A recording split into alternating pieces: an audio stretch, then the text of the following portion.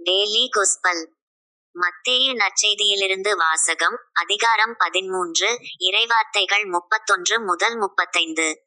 இயேசு அவர்களுக்கு எடுத்துரைத்த வேறு ஓர் உவமை. ஒருவர் கடுகு விதையை எடுத்து தம் வயலில் விதைத்தார். அவ்விதை எல்லா விதைகளையும் விடச் சிறியது.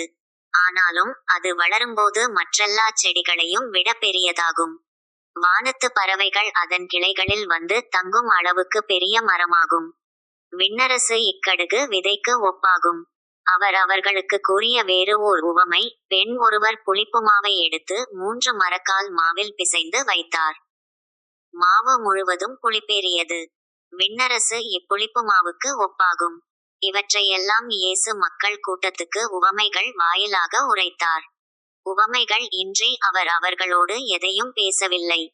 நான் உவமைகள் வாயிலாக பேசுவேன், உலக தோற்றமுதல் மறைந்திருப்பவற்றை விளக்குவேன் என்று இறைவாக்கினர் உரைத்தது இவ்வாறு நிறைவேறியது. இது ஆண்டவர் வழங்கும் அருள்வாக்கு. இறைவா உமக்கு நன்றி.